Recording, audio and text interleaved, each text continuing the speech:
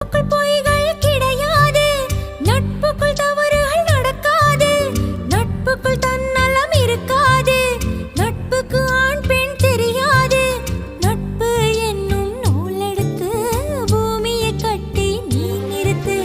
நட்பு நட்புதான், காதல் காதல்தான், காதல் மாறலாம், நட்பு மாறுமா? காதல் ஒன்றும் தவறே இல்லை, காதலின்றி மனிதனும் இல்லை.